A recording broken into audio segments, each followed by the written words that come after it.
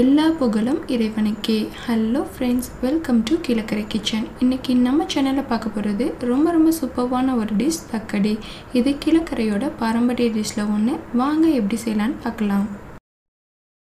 இந்த தக்கடி செய்கிறதுக்கு ஃபஸ்ட்டு நம்ம கொழுக்கட்டை ரெடி பண்ணிக்கலாம். இதுக்கு ஒரு எம்டி பாத்திரத்தில் 1.5 மூடி தேங்காயை துருவி ஆட் பண்ணிக்கிறேன். அது கூட தேவையான அளவு சால்ட், அப்புறம் 1 டம்ளர் வாட்டர் ஆட் பண்ணிக்கிறேன். உங்கள் தேவைக்கு ஏற்ப நீங்கள் வாட்டரை பார்த்து ஆட் பண்ணிக்கோங்க. இப்போது எல்லாத்தையும் நல்லா கைகளாலேயே பிசைஞ்சு விட்டுக்கோங்க.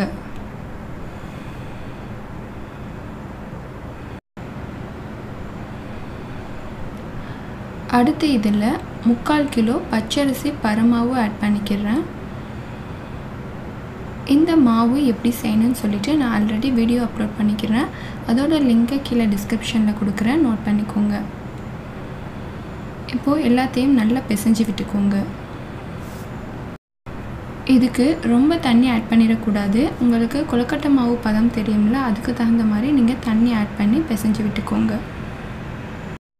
நம்ம இதுக்கு யூஸ் பண்ணுற பச்சரிசி பருமாவு வறுத்து யூஸ் பண்ணுறதுனால இதை ஊற வைக்கும்போது இதோட குவான்டிட்டியும் அதிகமாகும், கொழுக்கட்டையும் நமக்கு சாஃப்டாக கிடைக்கும். ஸோ மாவை நல்லா பிசைஞ்சிட்டு இதை பாத்திரத்திலே நல்லா ப்ரெஸ் பண்ணி வச்சுருங்க. இதை 1 மணி நேரம் கழித்து நம்ம யூஸ் பண்ணும்போது கொழுக்கட்டையும் நல்லா பிடிக்க வரும். இப்போது இதை மூடி போட்டு 1 மணி நேரத்துக்கு அப்படியே ஊற வச்சிடலாம். 1 மணி நேரம் ஆயிடுச்சு. இப்போ பாருங்கள், மாவோட கன்சிஸ்டன்சி முன்னே இருந்ததுக்கும் இப்போ இருக்கிறதுக்கும் நிறையவே டிஃப்ரென்ஸ் இருக்குது. ஸோ இந்த மாதிரி இருந்தால் தான் நமக்கு கொழுக்கட்டை நல்லா பிடிக்க வரும். இப்போது மாவோட குவான்டிட்டியும் அதிகமாகிடுச்சு. இப்போது எல்லா மாவையும் நல்லா உதிர்த்து விட்ட பிறகு நமக்கு எந்த சைஸில் கொழுக்கட்டை வேணுமோ அந்த சைஸில் கொழுக்கட்டை பிடிச்சிக்கிடலாம். இப்போ பாருங்கள், நான் இந்த சைஸில் கொழுக்கட்டை பிடிச்சிருக்கேன். இதே போல் இருக்கக்கூடிய எல்லா மாவையும் நான் இதே சைஸ்லேயே கொழுக்கட்டை பிடிச்சி எடுத்துக்கிறேன்.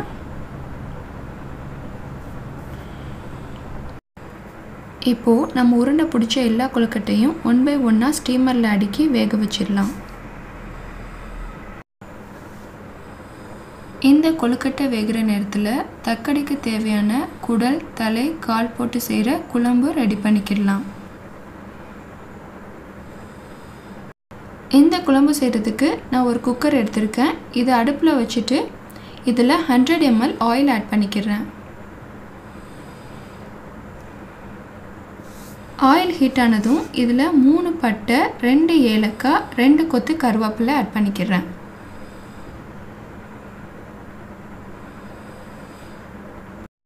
இது நல்லா பொரிஞ்சு வாசனை வந்ததுக்கப்புறம் இதில் ஸ்லைஸாக கட் பண்ண ஒரு பல்லாரி வெங்காயம் அண்ட் நீலவாக்கில் கட் பண்ண ஒரு பெரிய சைஸ் பச்சை மிளகாயை ஆட் பண்ணிக்கிறேன். நம்ம ஆட் பண்ண வெங்காயம் எல்லாமே நல்லா பொரிஞ்சு பொன்னிறமானதுக்கப்புறம் இதில் 5 teaspoon ginger garlic paste add பண்ணிக்கிறேன். இப்போது இதோட பச்சை வாசனை போகிற வரைக்கும் இதை நல்லா வதக்கி விட்டுக்கோங்க.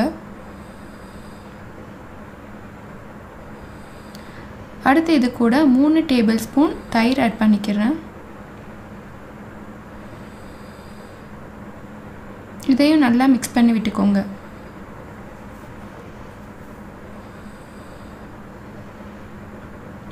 இது ரெண்டுமே நல்ல வாசனை வந்ததுக்கப்புறம் இதில் 2 teaspoon Kashmiri chilli powder add பண்ணிக்கிறேன். இப்போது இதையும் நல்லா எண்ணெயில் வதக்கி விட்டுக்கோங்க.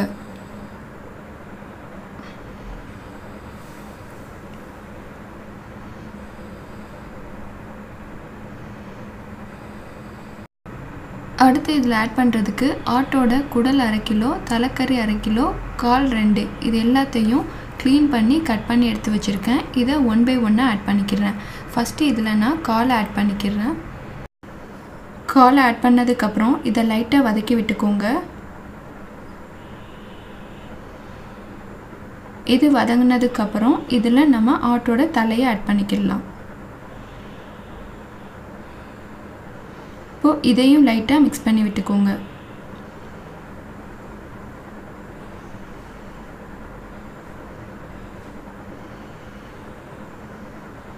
அடுத்து லாஸ்ட்டாக ஆட்டோட குடலை ஆட் பண்ணிக்கிறேன்.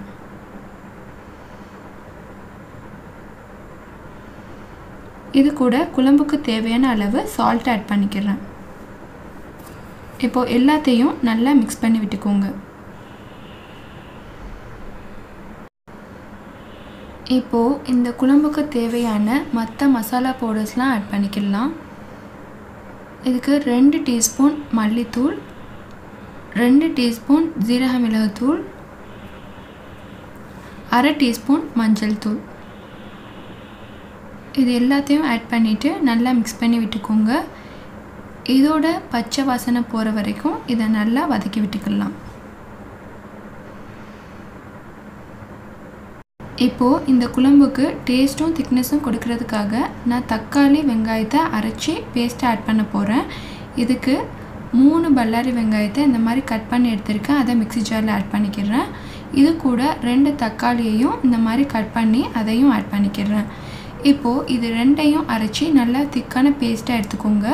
இதை நம்ம குழம்புல ஆட் பண்ணிக்கலாம்.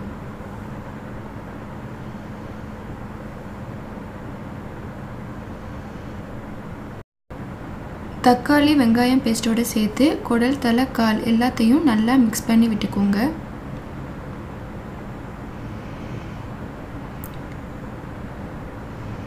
அடுத்து நம்ம அரைச்ச மிக்ஸி ஜாரில் கொஞ்சமாக தண்ணி விட்டு மிக்ஸ் பண்ணி ஆட் பண்ணிக்கலாம். இது லைட்டாக கொதி வந்ததுக்கப்புறம் இதில் 1/2 மூடி தேங்காயை அரைச்சி திக்கான பாலை எடுத்து வச்சுருக்கேன். அதை ஆட் பண்ணிக்கிறேன். எல்லாத்தையும் நல்லா கலந்து விட்டுக்கோங்க.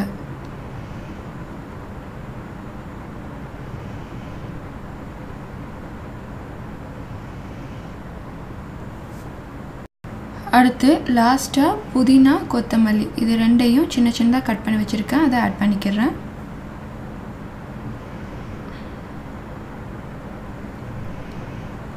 ஒரு தடவை எல்லாத்தையும் நல்லா மிக்ஸ் பண்ணி விட்டுட்டு தேவையான அளவு தண்ணி ஆட் பண்ணிக்கோங்க. கொழுக்கட்டையை குழம்புல ஊற வைக்கிறதுனால நமக்கு குழம்போட குவான்டிட்டி அதிகமாக வேணும். ஸோ அதனால் எக்ஸ்ட்ரா நான் 2 டம்ளர் தண்ணி ஆட் பண்ணிக்கிறேன். இப்போது இதை குக்கர் மூடி போட்டு வெயிட் போட்டு 3 விசிலுக்கு வேக வச்சு எடுத்துடலாம். இப்போது நம்ம வேக வச்ச கொழுக்கட்டையும் ரெடி ஆயிடுச்சு. இதில் நம்ம குழம்பை ஆட் பண்ணிக்கலாம்.